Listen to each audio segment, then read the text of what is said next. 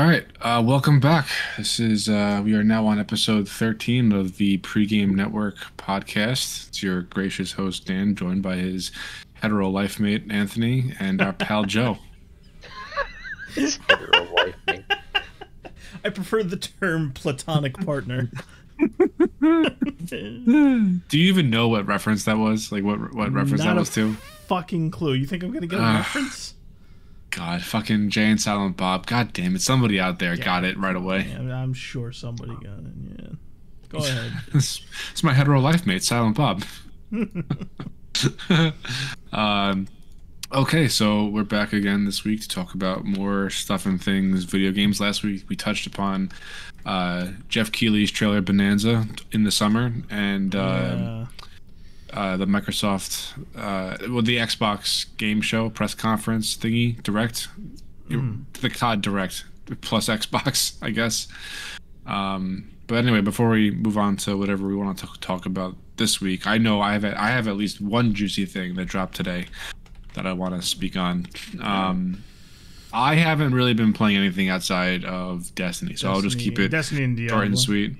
Yeah, Destiny and Diablo. I mean, I put in like an hour or two last night in Destiny, but like my portfolio has not been expanding, so I'm gonna turn it over to Joe since he is back again after a few weeks absent. Yeah, fucking spit it out, Joe. What have you been playing aside from, pretend we haven't seen your activity pop up constantly. Go ahead, lay it out.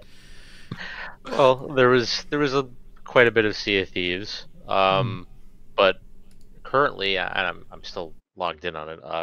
Warframe, I was about to say, I see you on Warframe via Discord right now. Yeah, they just released a patch for it. A new story quest, which they're almost always good.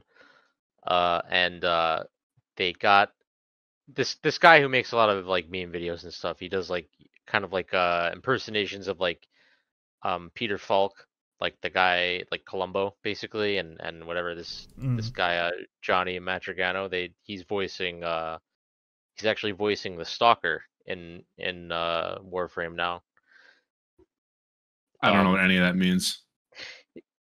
Well, you know the guy who would like invades your game. Sometimes he like locks all the doors and then tries to kill you. I think so. I have put 48 hours into Warframe, but it's been a while. Yeah, he invade whenever you kill like a prominent figure during an assassination mission. Usually he sends you hate mail, and then at some point later on he attacks you while you're in a mission, like completely at random, and like all the doors get locked, and you have to kill him because he won't let you leave. But there's a story quest centered around him and this guy that I think is a good voice actor. Basically, he got hired to voice the Stalker, who before then was just basically just like you just got like a prompt and like it just like read dialogue, and then you heard like whispers and shit for the most part.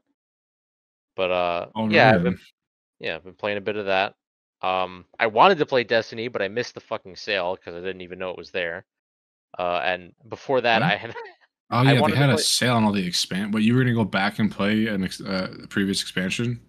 No, I don't have any of them, and everybody's playing it, so I was like, well, maybe I would give it a shot. And then I found out, that I had just missed the sale. And you could probably get it pretty cheap on G2A or Green Man Gaming right now. I don't know for sure, but they're usually on sale. Yeah, I'm not sure. I looked at G2A. The prices were it was still like the $80 range. I was like, that's a bit much. Yeah. Yeah. Yeah, I tried the finals very, very briefly. You really got to play that game with the team. Like, it's tough to get into solo, especially when you're communicating, because just fucking hilarious shit happens. Anthony can attest to that. Yeah, but mostly, for the most part, stuff that I have played in the past, so kind of in the same boat as you for the most part. Yeah, nothing new, really. Just got updates, that's all, really. Yeah, no, I feel that. I did try the new Helldivers War Bond. The weapons need work. As per usual. Like, yeah, I mean, it's still fun. Like, I feel like that was a common thread between the two of you, where it's just like, well, I have no fucking skin in this game. I can't fucking tell, but it's always a common complaint between you two is the weapon tuning.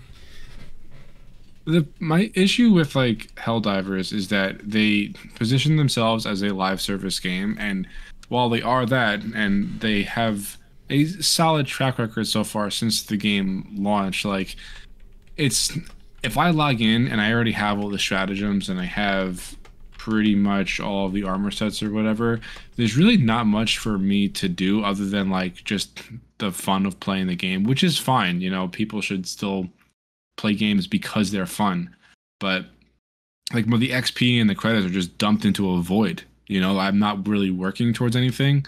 Uh, so, and like the hours that I'm on, not really anybody is on. Like if I can knock out like a mission or two here or there, it's kind of going to be in the middle of the day if I have time and nobody else is on. So like I'm just going to kind of sit there and play by myself and not really be working towards anything. At least with like Destiny, I can progress a quest a couple steps, or I can grind out some weapons or whatever. I can work on like an alternate character or you know, just whatever. Helldivers is the carrot on the stick is kind of gone at this point, unless a group of friends wants to play. That's my issue. I mean, I'll be on. I mean, you said that the game is treated or is sold as a live service game, but it doesn't seem to be getting the content of a live service game, where it's substantive enough to keep you coming back. We talked previously at a certain point where there doesn't appear to be like long-term unlocking systems or things to really grind for. So it's like once you hit that top, if you're consistently playing, you're just going to keep hitting your head on the ceiling because they're trickling in content. And, you know, Joe also has that complaint where there's a lot of stuff in the files that they're just not releasing or may never release, which is another thing.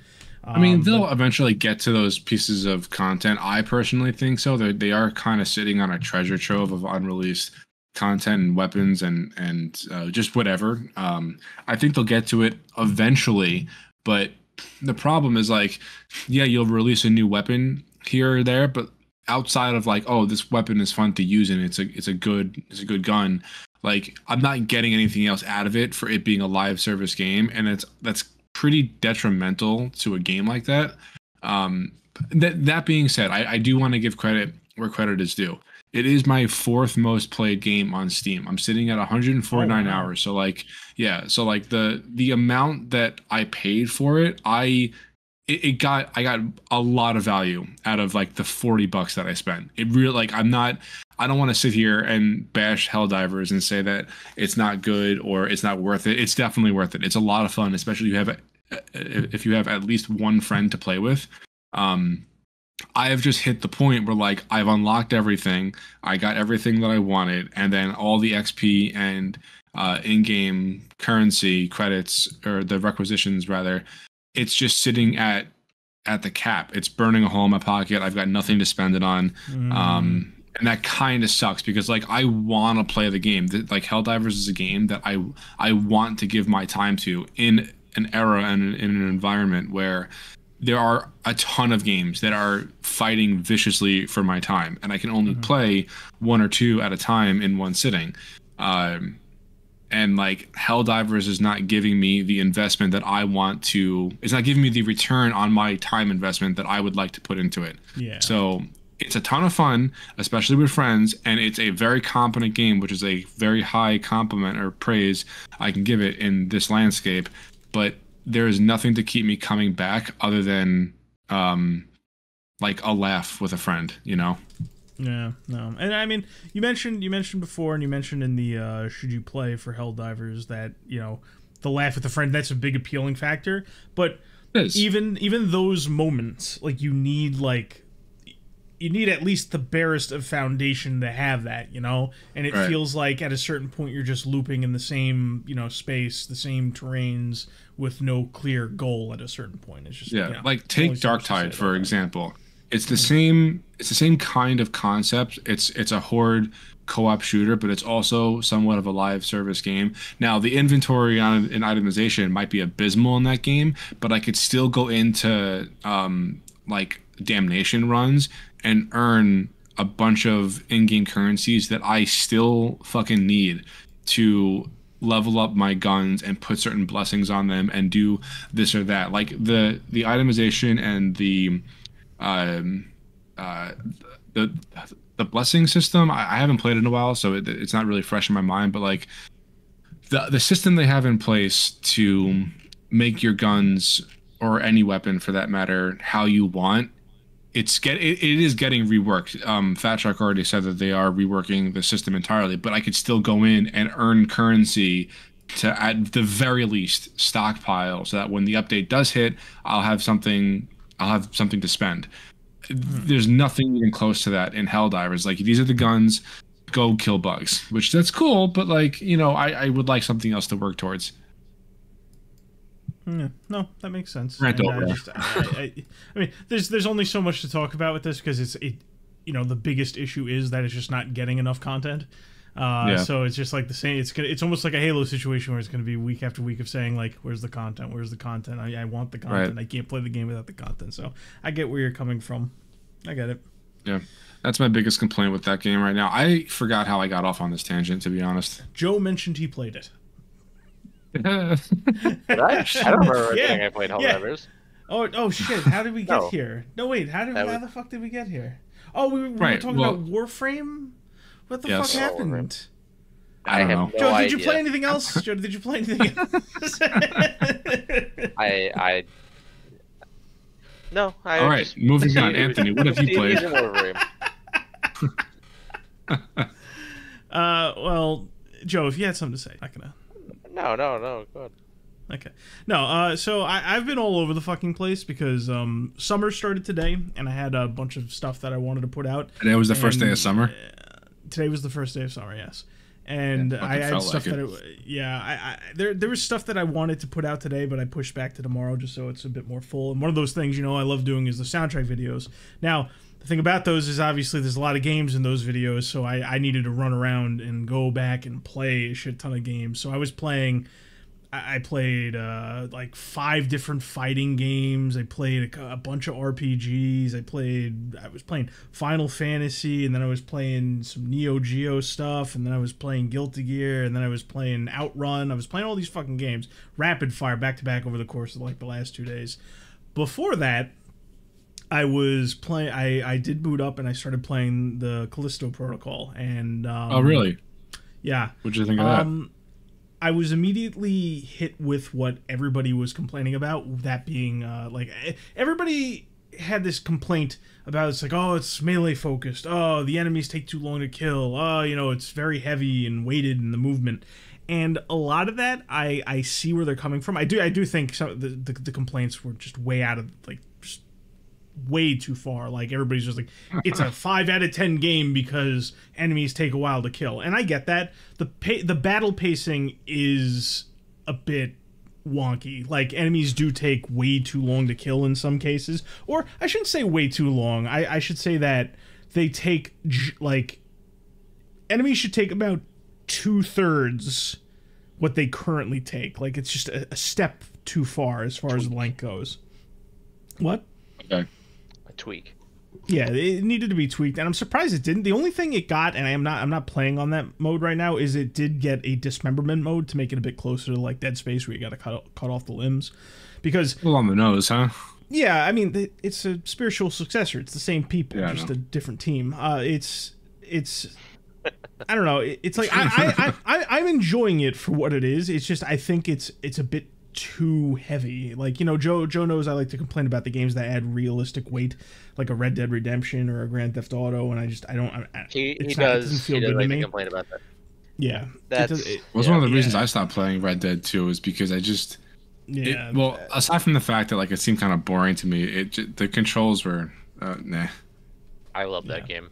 And I was personally okay with the controls. I felt like it was very impressive. Like, I feel kind of hypocritical because I loved GTA 4 and 5, and you know that has basically the same type of controls. Now that was still like a relatively prominent complaint for me in those games as well. I just don't think I cared enough because the game was entertaining like moment to moment. So, yeah. But Red Dead 2 is a little more, but I won't digress too much. I'm just an idiot. It's fine. No. It's actually in this little setting here, it's 2-1. So Joe's the idiot here. Oh. No. Finally, I'm in the majority. But basically, Callisto Protocol, I'm going to stick with it a little bit better than the last couple games I tried playing. I am enjoying it. It's just, I think that it's not as strong as an experience as Dead Space. And, you know, some people will say that's not a fair comparison. It feels... That's the only comparison. Yeah, but it's like... ladders? Anyway. No, there aren't. 2 feet tall crank ladders. No, there are none of those. The loading is a lot less on the nose than Dead Space 3. It's more polished than Dead Space 3. I wouldn't say it's nearly as polished as Dead Space 1 or 2. It definitely strikes me as a game that it's like a creative head without his manpower. So you can kind of see the cracks there, even though it's not a cheap experience. I don't know. It's basically what I'm saying is I'm not far enough into it to give a final, you know, kind of review, but basically the battle pacing is askew. Everything's a bit too tanky, and not in a survival way, but in like a way that like Resident Evil 2, all the enemies were too tanky. I think that, and this is more of a comment on horror in general, there's this common misconception about survival horror in like the classics is like you could get armed to the teeth in those games, and if you conserve your ammo, you can just waste enemies and clear paths that you normally wouldn't be able to. On lower difficulties, of course, you could just kill whatever you wanted. You know, I think when modern devs try horror, they're afraid of that happening. Like they want to like maintain the illusion of it being incredibly scary, so they make enemies just tank as much as possible, and they lower the ammo pool and all that stuff. It's almost like the same issue that like Doom Eternal had, where like there's no resources unless you're constantly killing enemies. That was the whole loop of the game. Yeah, but that's what I'm saying is that doesn't necessarily make for a good feel. Anyway, I'm talking about that's a whole jump. I'm talking about horror. It is, Doom you Eternal. Opened up a can of worms. Yeah, I know. I opened it up because it's the only thing I can think of, because I think of like Resident Evil 2, Resident Evil 4, the remakes. No, I just don't want to go Doom too Eternal nuts on like the hardest difficulty that wasn't permadeath. I think I don't remember what it's called. Oh my fucking god! I mean, I beat it, but like you needed every fucking bullet, okay? Including the BFG. So maybe that's an unfair comparison because I was artificially cranking up the difficulty to something preposterous, but anyway, continue. Anyway, basically, just to kind of finalize it, Callisto Protocol has a lot of those issues because I just think it's just the modern mindset is like enemies got to be tanky. I'm pretty sure I would not be surprised if there was like a progressive difficulty in there where it's just like if you're doing well, enemies take more hits, which I can't stand, but it's only been getting bigger and bigger since I want to say the original Resident Evil 4. So I'm having fun, but I can see all the annoying tropes under the hood so far, and it might hurt it down the line. So we'll see where I'm at next week. But other than that, it's just been a scramble to get stuff ready for some other videos I have coming up. All right. All right. Well, I guess that was what we've been applying. What you got in the news and other things. Yeah. And a couple rants here or there. So I have two stories. I'll kind of get that out of the way. Wait. Hold on a second. Before you tell me what they are, how many of them, if any, have some story about localization or like politics in games? I need to mentally prepare. Okay, so I'm not going to be ranting about it, but it does touch on some of the things that we talked about before. This is okay. Listen, so there's two little things. One's a clarification from something. Okay. There's no localization technically. There's translation, but not in the way that you think. Okay. No, boy. So there's two little stories. Yeah, just the tip. So last week, Dan, when we were talking about Game Fest. And I was ranting about all the samey games and the way certain things look, right? And I was confused when it came to a game called Wukong because I wasn't sure if it released or not. I was thinking of Wo Long Fallen Dynasty. That game came out already. Yeah. I couldn't think of the name of that, but I knew what you were talking about. Yes. The game that was shown was Black Myth Wukong. Yes, now, I could see how you can make that mistake. Yes. Now, the reason I found this out is because the developer came out to essentially say they were being extorted by consultation companies. So he went on a brief rant. He's a Chinese guy, and he's kind of the more vulgar one that isn't going to take shit. Like, I think he might be. I already like him. I have no fucking idea. So basically, turns out about a year ago, IGN wrote a hit piece on them where they intentionally mistranslated what they said during an interview to make them appear sexist. And basically it just turned into a storm where it's like not everybody's constantly ranting about them, but every publication, a bunch of different publications had like negative things to say, like there's not enough women in the game, or the developers are bad people, or all that. And this guy went on a rant basically saying that they were approached by a consultation company, and they basically said, hire us, this is our rate. I think it was about $7 million. We'll go through the game to make it appropriate for modern audiences, to that degree. He didn't verbatim lay out what happened, but that he was saying what transpired, not verbatim though. And essentially it confirmed, or at least pointed to, all the different things we talked about, where the head of some of these companies basically flat out said, like, you got to scare them into hiring you.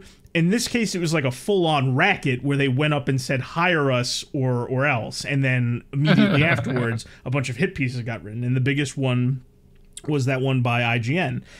Now, when this all got pointed out and the developer went on his rant, everyone went in on IGN. They called him out. They fact-checked it. They double-checked the translation. They knew it was wrong, everything, the whole nine. And I was expecting IGN to remain tight-lipped after this. When you're in this situation as IGN, you have two plays you could do. You could when you're confronted with a lie on something that you did like a year ago that's like not in the public mind, you have two plays: apologize or say nothing. And you already hit the nail on the head. They doubled down. They went with option 3. Double down. They ignored the mistranslation and all the criticisms of their preview, and instead the woman who wrote this follow-up said that the developers were at fault for not addressing any of their false claims, and ended this. It's like 3 paragraphs long where they're just basically saying like, oh, we defend the work that we did. No, this is absolutely what happened. They haven't responded to us yet. It's really their fault. At the end of it, there was a little tidbit where they basically just said like, by the way, I don't see any women or femme-coded characters in the demo, so what's up with that? I was shocked. Like, I was expecting silence, or like some kind of like we're sorry, kind of like, like the kind of the developers do, where it's like a title card and it's just like, we here at IGN, blah, blah, blah, blah, blah. No, they doubled down. So that made me just go like, wow, I wasn't really expecting that to happen this week, where it's just like half of the shit we were talking about kind of got, reconfirmed in a way, because like this happens all the time. We've talked about it constantly, and even if it's not a story that we hear, it is something that's happening behind the scenes. And that kind of leads me into my next story, where from a different angle here at home, did you see that Marty O'Donnell got interviewed recently? No, actually, I did not. Yeah, so he's the composer for Halo. For Halo, and he did the original Destiny soundtrack, but it got junked at a certain point. But he's most noted for working with Bungie during their golden age to do the soundtrack for Halo. And so he retired from video games. He's been in politics lately. I think he recently lost a race. But he really? Why is he running for office? Running for president of the world. No, he was running for the House, and I forget exactly. He's basically a middle class guy. I don't want to get too big into his politics, because there is a lot in there where he taught, like we've had conversations, and I don't really want to get into them here about like the values that they have and what's going on behind the scenes and where the historical shit is. But basically, this guy interviewed him and basically said like, oh, what do you think about all these practices and, the diversity stuff and the inclusion? And I hesitate to say confirmed, because he's just one guy and he's been retired for a while. But his point of view, as somebody who was there during this golden age of development, the early 360, that the 6th and 7th generation gap, that area. He was basically of the mind that when he was there, those conversations were not happening. Nobody was concerned about diversity. They just wrote good characters and they wrote good stories, and everything was based on, just making a good product. And if, you happen to have somebody who's more diverse, like a woman or a minority or whatever, it was just because the actors were good and the character was written and was good and solid. And as he was leaving, he said, like, he basically caught wind of this thing coming his way. And he's happy to have not been there when it was going down, because he said, like, there would be arguments because of his political leanings.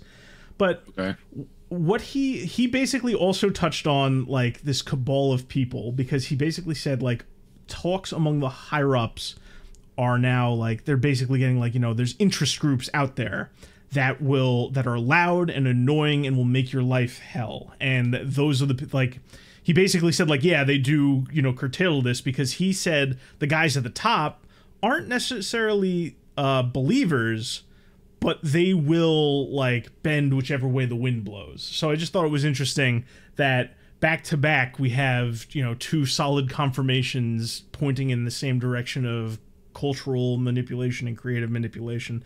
That's really all I wanted to say. As far as, like, when you called me out on ranting about, like, political shit, that's all I really wanted to get out of the way. It was mainly because I got those two games mixed up last week, and I thought it was funny that this is how I found out what the differences between those games were. For what it's worth, Black Myth actually looks pretty good. It does. It looks like a serviceable game in that subgenre. You know me, I hesitate any action RPG nowadays because I feel like they all just try to splice in DNA from Souls likes, and I'm just like, I'm not about that. Like, give me a good action RPG, give me a good RPG, I'm with you. I don't hate the Souls vein. It's just I don't care for all the derivatives. It's fucking beaten to a pulp at this point. It really is. Yeah. I don't really need it. But those were my 1-2. I have nothing else political to say unless you bring it up. Well, all right, then I'm gonna take the mic and run with it for a second. The Warhammer 40K Space Marine 2 gameplay overview trailer dropped today, and by golly, is it a fucking banger! Oh man, it looks so good. I can't wait. By far my most anticipated game of the year, like, easily.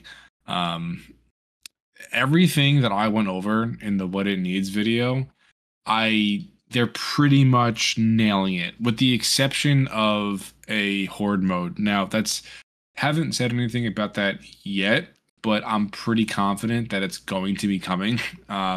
Just based on the fact that, like, in the trailer they had like a 10 or 15 second, like, sizzle reel at the very end showing, like, God, I don't remember what they're called, but, like, they're these towering, hulking war machines that I'm pretty sure, like, a Space Marine hops into and pilots it like a Jaeger.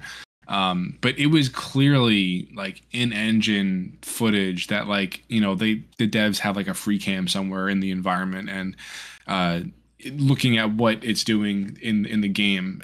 So I'm pretty sure there's going to be some sort of a horde mode coming, but that customization, dude, oh my God, it looks so fucking good. It looks so good. So that's it's pretty much the only thing that I wanted to say, because you know how much I've been looking forward to that game, and I got treated to a pretty lengthy gameplay trailer today. And even the PvP looks solid. I'm actually really looking forward to the PvP as well. We'll see what happens with that. I haven't seen the trailer yet, but I've heard nothing but good things. I mean, they've already done extensive gameplay stuff just on how the game itself plays, and it already, looks decently solid. They had a content creators, like, early access event somewhere recently, and a couple people that I follow on YouTube were talking about it, about how it plays and feels and whatnot, and I've heard nothing but positive things, so that's only getting my hype level higher and higher and higher. So I'm very much looking forward to Space Marine 2. And for anybody who watched the show Vikings, the guy who played Rollo is voicing Lieutenant Titus this time around. Although I will say it is kind of a Greek tragedy that they didn't get Mark Strong to come back. Yeah, we've talked quite a bit about the way the sequel's set up. It's really just a matter of what the content spread is going to be like, and it said you make it sound like they've still got stuff waiting to like right around. They said at the end of the trailer that like they have things that they have not talked about yet that they are waiting. They're waiting to announce closer to launch. So I'm hopeful, and even if we just get the 3 modes that they've been talking about, I'd be happy with that. It looks so much fun. So what else is going on? We're only 30 minutes into this bitch. Yeah. Joe, do you have anything you want to chime in with there, buddy? As far as news is concerned, I saw that Dark and Darker came back onto right, Steam. yeah. Oh, yeah. I thought it was funny. I didn't remember what you were talking about. Didn't it get delisted? Yes, because Nexon was suing them for alleged asset stealing. It was Nexon. I have a fucking blood grudge against Nexon. I don't like them, and I think grudge. Yeah, I fucking hate them. I do not. Speaking like of Nexon, the first Descendant is coming out in like a week or something like that. I don't even know what that is. It's like a new PvE looter shooter that Nexon is making, coming to Steam. It's a free to play game, so it's probably going to be chock full of microtransactions. But I mean, the gameplay looks cool, so I'm going to give it a shot.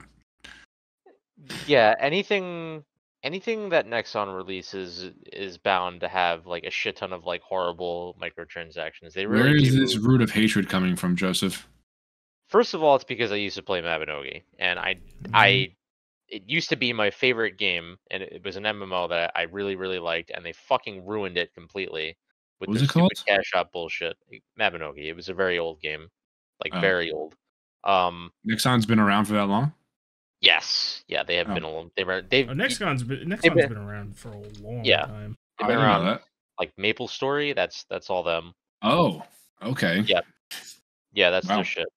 They're an old company, but they've had and shut down like dozens of games, like Dungeon Fighter and shit like that. But yeah, they fucking ruin like almost everything they touch, as far as I'm concerned. I don't think they do anything good. I can't say for this game because it hasn't really like come out yet, but kind of looks when I look at it, it kind of reminds me of what was that game called that didn't last very long as well. It was on Origin.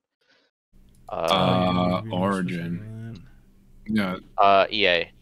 You know, it was. Yeah. It was like an MMO? Yeah, it was kind of like a looter shooter. Lost World? No. Okay, you said I didn't. You guys played it? I know. I watched you guys play it at some point. Yes. Wait. Was it Anthem? Yes. There you go. Anthem. Anthem was a ton of fun. I don't care what anybody says. That game had a ton of fucking potential, and EA put that shit out to pasture before BioWare had a chance to fix it. I played it like for a very short period of time, I think, because for some reason it was on my brother's computer or something like that. Okay. At the time when it was released, and I was like, man, this kind of like the gunplay like feels good, and I didn't really get that long to play it because it wasn't running very well on my computer at the time. So I played it on Xbox and it ran fine. I mean, like the loading time took fucking forever, but it ran fine, and that game would have been like another Destiny for me. I was into Destiny back then, whatever. But when I was playing Anthem, it was a lot of fun. Like the gameplay, the core gameplay systems were there. Like the bones were solid. It looked really cool. I just never got a chance. The issues with Anthem have nothing to do with gameplay. That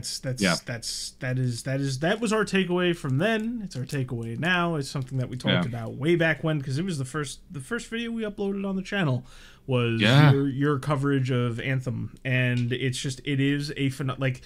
If they shamelessly ripped that system and put it into like a third-person shooter of something, like I would buy that. I wouldn't even care. Yeah, I you could flat out say like, "Hey, we're doing this little game. It's sci-fi. They give me a little cool story, and then they say, oh, by the way, a little bit of a road bump. It's literally just Anthem's gameplay." I'm just like sold, because that it played great. It played great. And like especially for Anthony to say that about a game, it like that That's the kind I've of shit known I him say for a about very Smash long Brothers. time. Yeah, like that carries fucking weight. Listen, we're talking about a hypothetical No, I third-person know. shooter and stuff like that, and talking about Anthem. Like, who knows what an Anthem would have looked like with actual content, really? But like, the gameplay is just. I think it might also be. I'm a little biased because I like games with flight, and I like. I like third-person shooters. You know, there's like a drought I keep talking about, but it is Anthem did play that well. It nailed depending on how the First Descendant plays and performs. I mean, because it is a third-person shooter technically. I don't know. I mean, it's free to play, so there's no barrier to entry. I'm gonna try it out. Like, I don't think anything is really replacing Destiny for me at this point because I prefer first person, and like they're so entrenched in the live service model. They just have it fucking down pat at this point. But like we both enjoyed Anthem because of the gameplay. If the First Descendant is like even close, I don't know. I mean, it's got potential. I know that it's Nexon, Joe. We'll see. We'll see how that goes. I'm watching like a bunch of trailers on Steam on mute right now on like the storefront page. Like it looks cool. That the setting actually looks like very, very appealing. I just don't know how it's gonna play. The only thing I'll say, and this is because I've noticed this as a trend with them, and this is one of the things you should just keep an eye out for. Mm-hmm.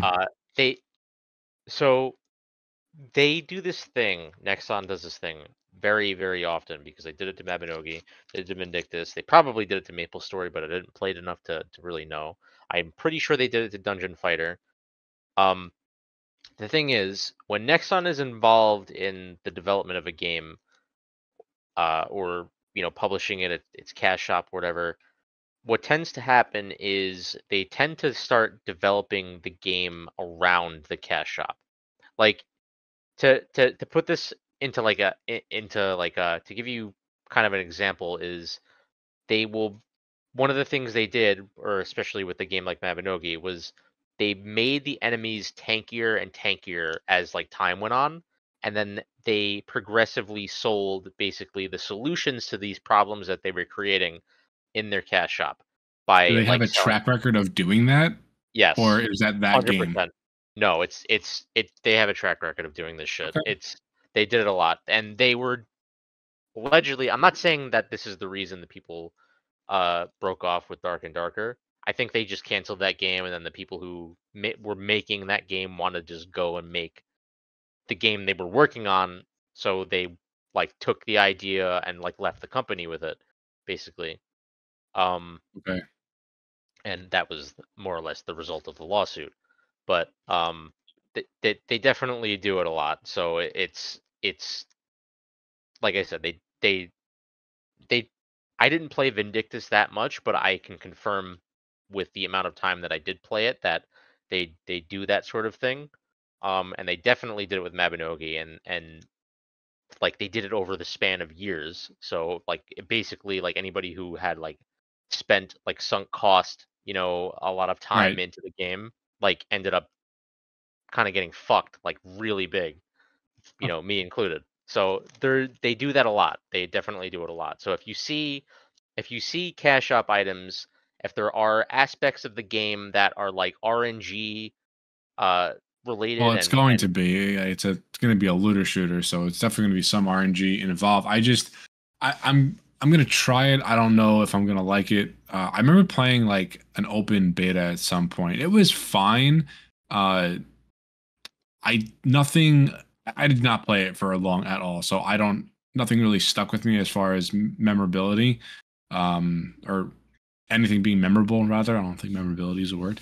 But yeah, I don't know. I'm a sucker for these types of games, so if it plays well, then great. If not, then whatever. I have Destiny to fall back on. yeah, no, I like Warframe. I like looter shooters as well. I just Yeah. I know their track record. I know they do this thing where they have a lot of RNG facets as far as like, hey, like you can try to upgrade your weapon, or your weapon can like be destroyed, in regards to like gear and shit like that, and they just make it all dice rolls. I'm not talking about like drop rates and shit as far as RNG. I'm talking about like fucking everything. Like they They really do inundate it with cash shop shit and things that like basically strongly incentivize you to like buy a cash up item that would otherwise like protect the item that may or may not be destroyed, you know, to That's shitty. circumvent the gambling that they they pretty much force on you by making the game the way that it is. Because like, and this is the thing about like game development is like they don't really have to worry about the problems people in the real world have to worry about. They are the fucking gods of these worlds. They can just make them not suck for players, but they literally do that, and they develop the game around the cash shop to make it suck specifically so that you will spend money, and that's their fucking modus operandi. So that's why I do not like Nexon for like I don't I mean, like them that's involved fair. like virtually anything personally. That's definitely fair. Yeah, but I haven't gotten to play it, but it, apparently Dark and Darker got mixed reviews anyway, so it was kind of like, man, that sucks. Dark and Darker on Steam right now is sitting at a mostly positive, it seems. Hold on, this Really? load. All reviews mostly positive, yeah. Oh, I thought it was mixed for a little while. I remember playing the beta, and the combat was so painstakingly slow. I just couldn't. I remember getting into one engagement with like a skeleton, and like I was like 5 minutes into it. I'm like, I can't do this. This is terrible. It takes 5 minutes to fight one skeleton, really? Like the I think I had a sword at the time. I was playing it as just like a cookie cutter knight or something like that, and the amount of time it took for you to like lift your arm up and then swing the sword and then hit the hitbox was like 5 seconds. Like it was just took fucking forever. I don't know if they changed that, but that's what I remember from my extremely brief time playing. So I don't know. Joe's got more than a few good points about Nexon. I have no delusions of Nexon being some kind of excellent company, pro consumer, or anything like that. Consumer. They're a very, very awful company. I wouldn't trust them with anything. I'm not gonna dump any real money into this game, but I'm gonna try it. Absolutely, no.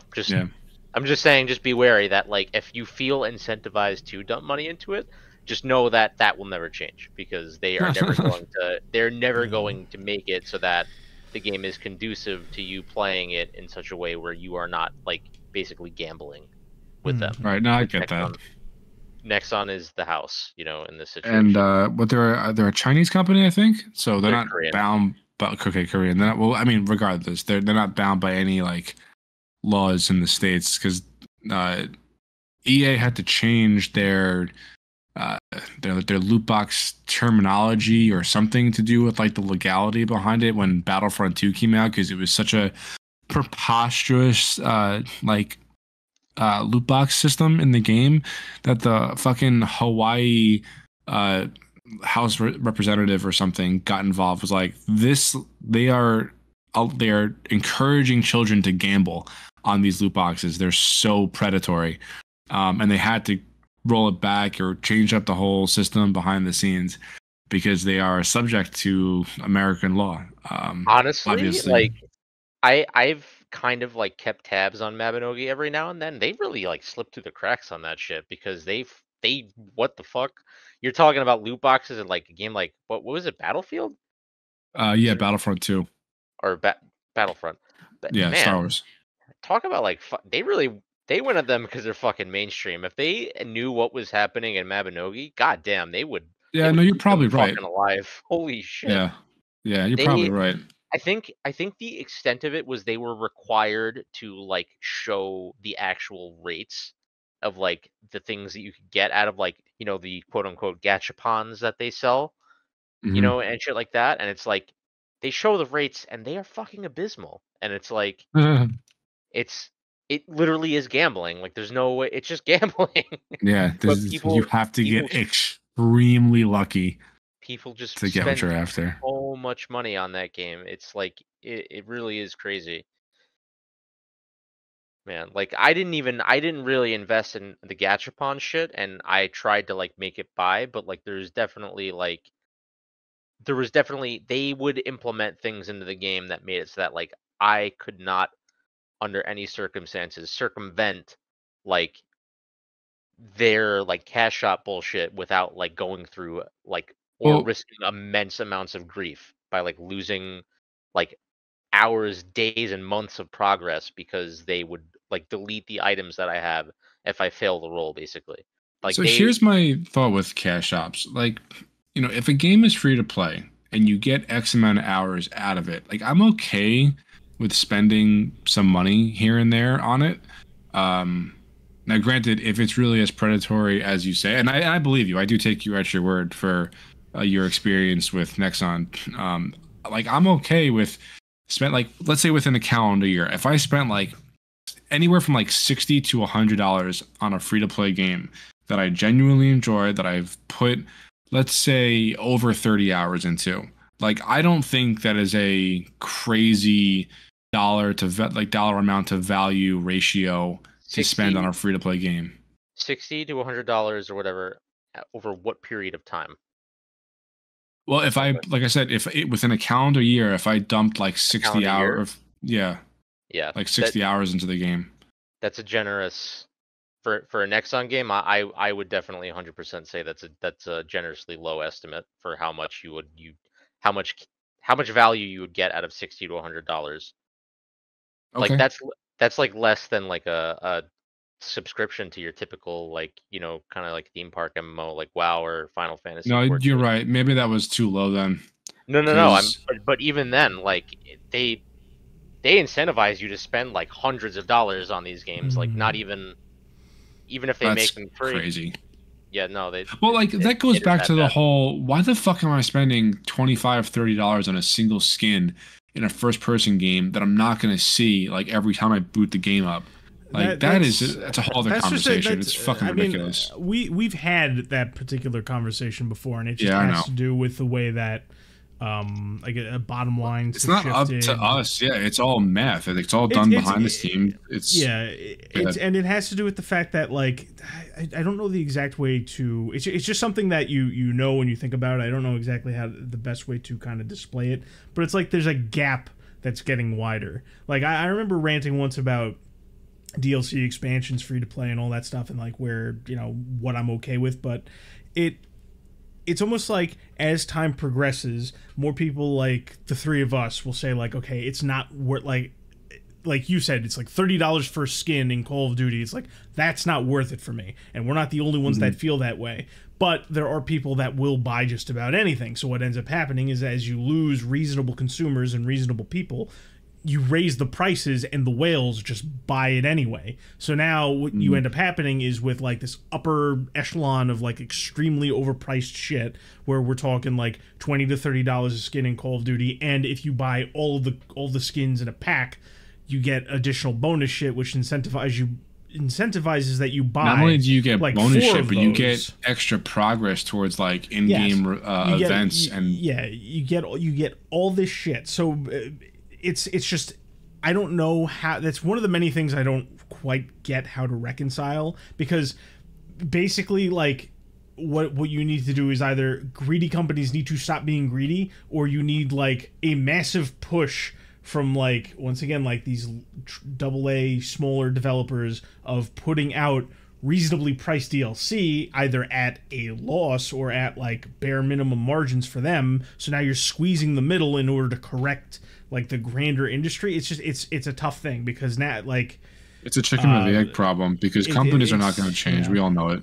No, I mean it's not something like a Helldiver situation. It's not something that happens overnight, but it happens. Something like a Helldiver situation that the game was $40. That technically the live service for like $10 per pack, or you can just earn the credits in the game, and if you want to buy super credits, it's like $2 or $5. Like it's not outrageous at all, but it also doesn't even come close to making even a fraction of the dent that it would need to show other companies that this is the right way to do it.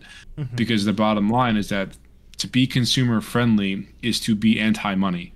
And obviously, like every time I log into COD to play multiplayer or something, and I see like half the players in the lobby running around with like a fucking Snoop Dogg skin or Nicki Minaj skin that clearly went out of their way to to spend $30-$40 on one skin that has no bearing on gameplay. They can't even see it when they're playing the game. Like there is a fucking problem there, and I don't know what the solution is, because the whales, as you say, that are going to spend hundreds of dollars in game because it's just pennies to them, and that's all Activision sees. Like I don't, it's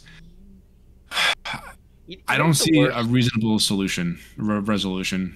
You know what the worst thing about everything that you're describing is that, like, I feel like part of everything you're saying, like the Snoop Dogg and Nicki Minaj skins and like all these other skins and shit, is that like, you know what is kind of missing from games that people would probably really enjoy, which is funny because it's in like a game like the Finals, is that like there is actually like potential for people to add like customization systems to the game where you can like put on different like clothes or edit the way your character looks to be a specific way to, like, you know, represent you as an avatar.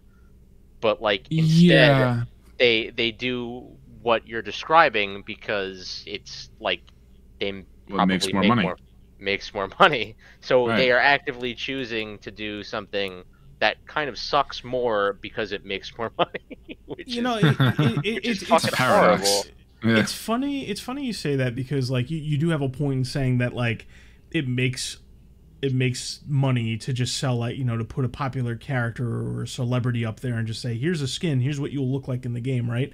But if you do a customization system right, you would potentially be able to milk even more money out of the people that buy fucking everything, because like you're essentially setting up like a dolls. However, the other side to that coin is that it would take more work and effort to implement a system like that and then maintain it and then add to it and support it than it would be to just literally photograph a real live person into the game and slap a price tag on it. Like I think maybe in the long run, like those more in-depth customization systems would make more money if done right. However, in the short term, when like Snoop Dogg has to go to Sledgehammer for an afternoon and get photographed for a couple hours, and then they run it through an algorithm and then code it into the game, that's what, a couple days, couple weeks worth of work, and then people are going to pay $25-$30 for it. Like, do you see where I'm going with this? Like, you know, I don't think that it's worth the investment, even if you could potentially make more money on it, because one, there's no precedent for something like that in dollars and cents, and two, how are you going to convince the people with actual decision-making power that it's worth the investment when you have nothing that came before to show to demonstrate that this could actually work? You know, so, I mean, it comes down to, you know, the same thing I've said before. Yeah, I know. It's going to come down to either smaller companies proving it can work and big companies sprinting to go catch up, or it's going to have to be like an experiment at the upper levels that just happens to squeak through, which does occasionally happen. It's just not super common, obviously. Right. You know, this conversation reminds me, Modern Warfare 2019, there was, you know, like, who's checking that cash shop every fucking week? So my thing about two things about Modern Warfare 2019. One, when we were playing the alpha for the first time, I remember sitting there saying to myself, like, oh, what's this opera? So, you know, I'm not too keen on that either. Let me customize my guy, or just make me the default, kind of like a Call of Duty 4, where it's just you load in based on the weapon you're holding. It changes the way you look. Yeah. And I'm still of that opinion, even though, like, typically Call of Duty's launched with like a bare bones, and like there's no character there I really like, and then eventually a character comes out that I do like, or I've adapted. But anyway, Modern Warfare 2019, there were a lot of like cut things that didn't make it that had to do with customization, and in particular customization you could see from like the first person view. Like you talked about, like I'm not going to see this skin because I'm not playing in third person. Like they had like an intricate like tattoo system for arms and shit like that they cut. Yeah, like I think the only thing that squeaked through from their initial customization ideas were the watches, which I know you were a big fan of. Yeah, I did like that. I thought that was cool. Yeah, but no, yeah, it's tricky. You know what would solve this problem? A good third-person shooter. If they make a good third-person shooter, boom, you'll be able to see all those customizations. Hey, we'll find out on July 2nd if you know, I hope the you're first ready Descendant. for Nicki Minaj and Gears of War. I'm gonna kill myself. Don't even say that. The thing about Gears of War, the way Gears of War does it is they have like their core selection of characters. They do like one or two guests, like they did, you know, the Terminator and Dave Bautista and a bunch of wrestlers and whatnot. But it's like they had this like it was almost like a trading card system the way they handled it, where it's like you would collect variants of each one, and you know, as the patches rolled out, it made it easier to get characters that you liked or whatnot. I don't really have a huge issue with how Gears of War handles it. Gears of War also has a really unique style about it, where like all the men are really hulking and you know stuff like that. So there's a certain mold. It's actually like based on lore. Well, here's the thing. I'm not judging it. I'm saying like for me, it's off. Like it kind of like narrows down how you can customize it to the point where I almost want them to remain with characters. Plus, that's how Gears is. Gears has always been about, you know, when you get to multiplayer, hopefully you're able to select the character that you like. Was there character limits? I can't even remember. I don't think there was. I might be misremembering at this point. In Gears 1, if there was character limits, I don't think there was. I don't know. Maybe there was? I can't remember. Anyway, the whole point is like you would pick your character, and you know the Gears cast was strong enough where everybody, like there was enough, you know, spread and, you know, character variations that everybody had their niche that they settled into. You know, you had, you know, the Carmines, which were just the basic soldiers of the different cog armors. You had, you know, the main characters. You had side characters. It was neat. I think 4 and 5 kind of went off the rails a little bit because I don't like zombie characters. I don't like gaudy characters like they had the Day of the Dead shit. Like, keep it grounded. Keep it like neat variants and all that stuff, and you'll have my attention. But enough of your attention. But what about everybody else's? I don't give a shit. They can play as the Terminator, and that'll be like the ones who like all the people that want that. Bring the Terminator skin back. Charge like $80 for it, and then like that be your one guess for Gears of War. You know, and the wrestlers for some reason. Like I know you guys are all about the wrestlers. You know, hilarious. Come on. No. I'm gonna let you like that. That's a special kind of like, and I'm not. This isn't like derogatory, but it's a special kind of like stupid humor. Like, yeah, I know. Me personally, I got tired of the Pit of Danger shit. Like year 1, we're like on year what? 4. You get tired of everything. Shut up. The two of you and Eric and whoever else you're playing with looking at each other going, I walk alone in this pit of danger, gets tiring after the first month. Just saying. Like, I'm not going to poo-poo on your fun. I put on like a... Gears like every night. It was like a week or two, and then we put it down. And it's amazing how it feels this way, isn't it? Amazing. Oh my God. Like, once again, not shitting on your fun. I'm just saying, you know. Yes, you actually are. No, I'm not. Shitting on your fun would have been calling it out like 4 years ago when it was starting to get on my nerves. That's shitting on it. I just let you guys have your fun. And now the next time we play Gears, I'm not going to say anything as usual, but you're going to sit there and go, hey, Eric, can you believe what Anthony said about Batista? Like, I give a shit. No, fuck that. He could just tune in for episode 13 of the Pregame Network podcast. I can say whatever I want. I could, you know, I shit talk Tom at a certain point, but he's not watching, so it's like, who gives a shit? I can shit talk whoever I want. You know, speaking of Anthony, let me ask you something. Are you ready for this pit of danger? Fuck you. Talk me, and I'm right here in front of him. Yeah, no, I should talk to you all the time. You should listen to the things I say about you on the episodes where you're not here. Oh boy. Oh boy. Yeah, that's just downright mean. Yeah, well that's just because like he's let me down on those days. All right. Of time, yes. What else you got? Just one thing. I lied at the beginning. Oh boy. About not getting political, but this will be quick. And I only bring this up because a buddy of mine, I guess, It's funny. I was at dinner with a few people like a week ago, and like I said, like we were talking about some game, and I'm just like, I don't know if I'm gonna get it because the writers or whatnot. And he looked at me and he laughed, and he's like, "Oh, are you one of those like woke shit in games is ruining everything?" I said, I take more issue with like the actual shit going on in the background.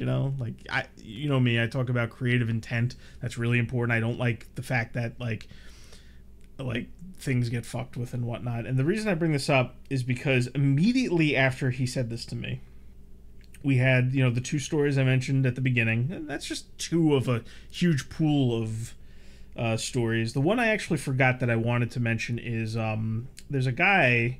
He worked on Suicide Squad, and he worked already off to a good start.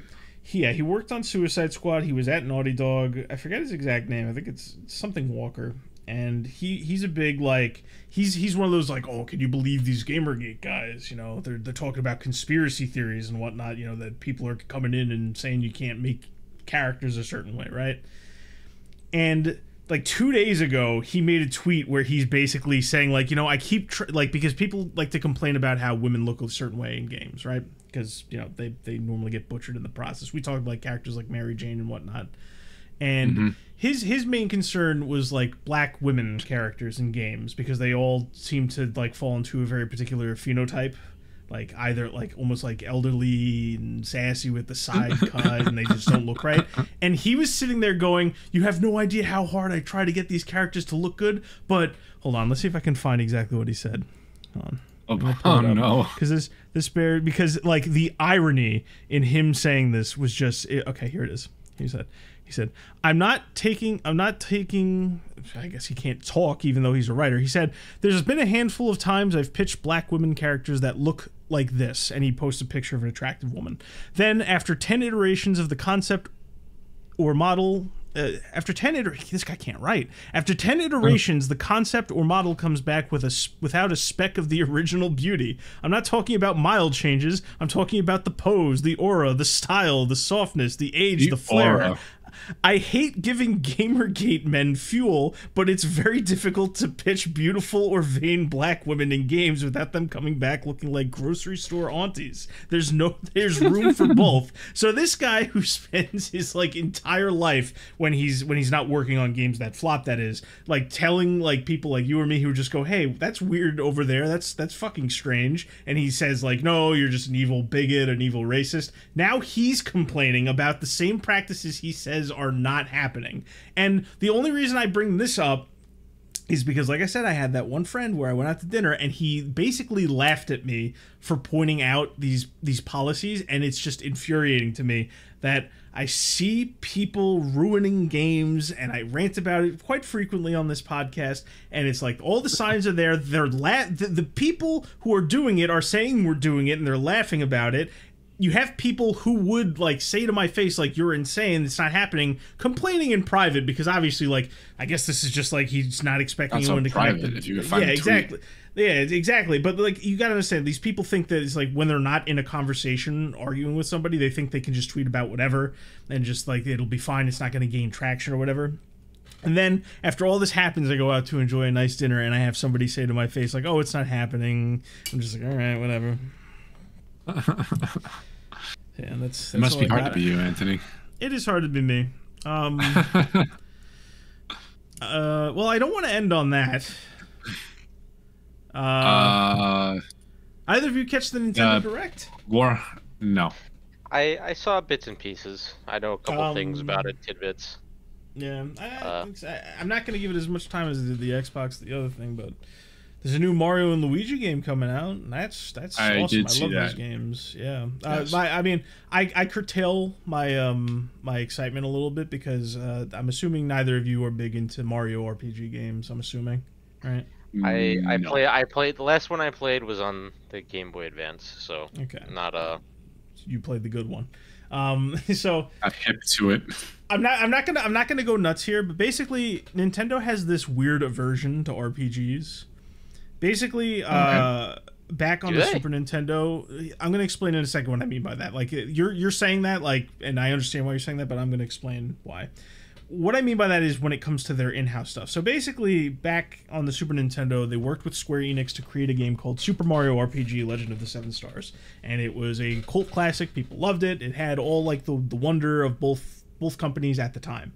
It recently got remade. It's also one of the best remakes ever made, which is surprising to me. But anyway, so after that happened, Nintendo would go on to kind of play around with their own RPG series. They did Paper Mario on the Nintendo 64, and they did Mario and Luigi Superstar Saga on the Game Boy Advance. And both of these games were really fun. I like them. I like Mario and Luigi better than I like Paper Mario, but I think they're both respectable RPGs. Now, for whatever reason, despite creating these series allegedly to fill the gap left by this partnership with Square Enix that they can't always rely on because it's like a joint thing, obviously, they seem to just like, as the sequels go on, they remove RPG elements, add gimmicks and shit like that, which is like, you might be saying like, oh, you know, they're adding variety or they're adding spice to it. They're taking these light RPG games that are meant to be easily consumable, easy to get into, and it's the charm and the wonder of the world and the music, but it's an easy to grasp RPG. And they just add like unnecessary gimmicks to the point where by the time the third Paper Mario game rolled around, it was basically just a platformer. All the Mario and Luigi games have like these weird gimmicks that go on the screen, like with the touchscreen on the 3DS, where you're doing like mini games all the time instead of basic RPG shit. So as much as I'm excited for this new Mario and Luigi game, I'm just like, my other thoughts are like, it's not going to be what I want. So it's like, why am I excited anyway? And it just kind of sucks. Gosh. Yeah. Jesus. Okay. Yeah. It's like, you know, it got one shitty remake with the Paper Mario game, and then they announced a sequel, which I can already tell is just, who knows, maybe it'll come out and I'll be wowed. But I'm just like, it just makes me want like a game, you know. Joe played it on the Game Boy Advance too, the Superstar Saga game. It was a neat game. I just, you know. Perhaps.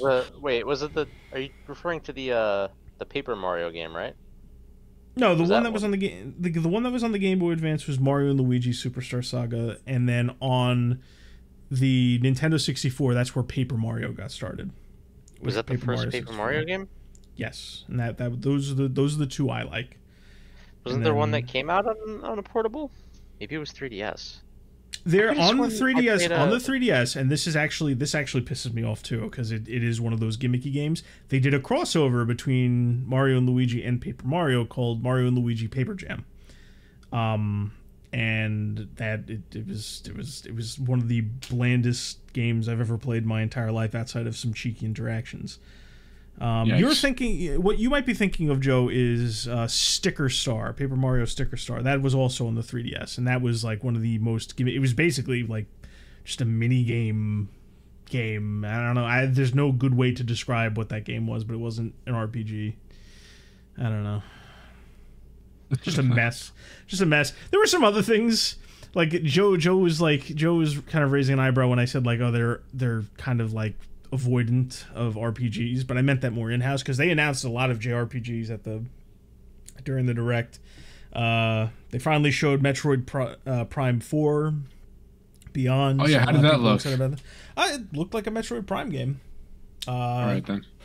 I mean, no, I'm just saying, like, I'm not a huge Metroid Prime guy. I've played them and they're respectable. And this one looks up to par for what I remember from like 3. That's all I have to say about it, really. What were you gonna say, Joe? No, I guess I personally felt like they've actually made like a decent amount of like fucking Mario RPGs since like the game I'm is... saying, but that to like I said, they like only like 2 of them are RPGs. Is basically are like actual RPGs. Okay. Yeah, it's like, I never played Super Mario RPG, the one with that like fucking wood guy or whatever in it. That everyone wanted to smash. Everybody loves Gino. Yeah, but no, Super Mario RPG is really good. Mario and Luigi Superstar Saga is very good. Paper Mario 64 is good. The sequels to Mario and Luigi and Paper Mario, being Mario and Luigi Partners in Time, that's also decent. Paper Mario: The Thousand Year Door is okay. The remake is shit. I wouldn't recommend it. And then every game that followed is like not an RPG, but some of them are okay. Like I liked Super Paper Mario, but it's not like a good RPG game. It's not a good Paper Mario game. It's okay for what it is.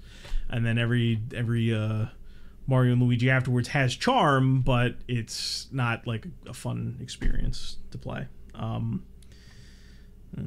I guess I just wanted to rant about Mario RPGs. I didn't really want to talk about the Nintendo Direct all that much. I really do like the rant. Because I don't know, like the Mario RPG games are something I'll probably end up doing a video on, because there's a lot to unpack with that. But but I guess the only other thing I'll note is when I was watching the Direct is I was very excited for that Mario and Luigi game. But Capcom announced but they announced 2 collections, which were pretty big. Like they're doing a Marvel vs. Capcom collection, which the fighting game community is overblowing its importance. They desperately want it to be like another big boom, and I don't think they're going to get it. And they don't deserve it, so I don't give a shit. But it looks like it's going to be nice to have a native PC port of a lot of those games. It really is. And then they announced an Ace Attorney collection, Ace Attorney Investigations, which is a big deal because the second game in that series, it came out on the DS years ago, and it never came to the United States. This is the first time it'll have an official port, even if the translation's probably not all that great. So those were the 3 games I was excited for. There was some other stuff too. There's a new Zelda game coming out that people are kind of excited for. They're trying to make it into a thing that it's not. They're pretending there are people out there saying, "Oh God, you play Zelda, the game's woke," when there's nobody out there with that opinion. Like they don't exist. And then they're porting over a Donkey Kong game. There's a lot of third-party RPGs. I gotta say, the one thing I noticed watching this event is the Switch is really starting to show its age. A lot of the games that are not first-party were lagging. I think it's time for that successor to come out, because I know I've said before, it's like hardware doesn't really matter. It's creative vision and making sure it runs on the hardware that matters. These third parties aren't keeping up anymore with Nintendo's first-party standards. I think it's time. So that's all I have to say about that. I would probably agree, but I don't play Nintendo games enough to really be a good authority / opinion piece on that one. I think I don't know, Dan. In your travels, when you have free time in your life again, which will happen eventually. It'll happen eventually, like years from now. Yeah, this new training is fucking brutal, dude. Yeah. No, I get you. That's why. It's why I set it off into the far future. That's all. It's an unbelievable amount of information. You need to at some point in your life go back to you have a backlog. We talk about whimsical days stuff a lot. You need to look at the games you missed when we were younger. There's a lot. You're gonna have to compile a list for me, honestly, because I'm not gonna be able to do that on my own. That's fine. We'll who knows what the future holds. I think there will be a time in your life where we were able to discuss that and go back and look through that. But that's it'll go quicker if you ever. Yeah. if you ever manage to overcome your like weird phobia of emulation, it'll go by a lot quicker. But we'll see. It's not a weird phobia. It's a joke. I know you're not actually afraid of emulation. I'm just saying. It's just laziness, honestly. Yeah. But on that's no disagreements. Fucking this guy. On that note, I got nothing else. I mean, that's a much more positive note to end on than everything sucks for like the 4th week in a row. Yeah, Joe, you got anything? No, I guess the only other thing is that Dawn Trail is coming out in a couple days, actually. Not sure if doesn't it come out on the 2nd of July?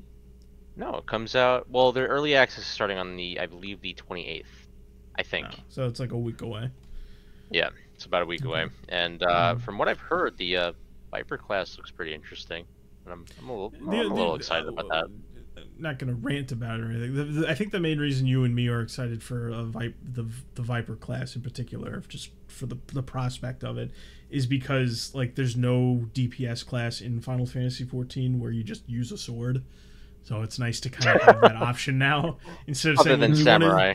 Do you want to be like the noble samurai? Do you want to be a dragoon and fly over the place with a spear? Do you want to use a scythe but also have a ghost with you, or do you want to be a ninja and like basically run all over? Do ninja magic shit. Yeah, it's nice. And now there's just a sword guy. Finally, and we waited so long they decided to give us a second sword, so now it's a 2-sword guy. And ain't that something? Yeah, I have no idea what you guys are talking about. Final Fantasy 14 MMO shit. Oh shit, yeah. Cool.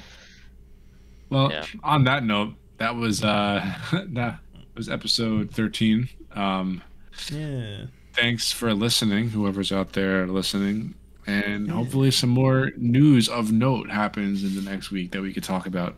I smell something in the future. I think this summer's going to be something. I think we're going to see some shit this summer. Or at the very least, something's going to go on with us where we'll have more to talk about. I sense it. Just give me Space Marine too. Hopefully I don't smell it. I get out. Yeah. I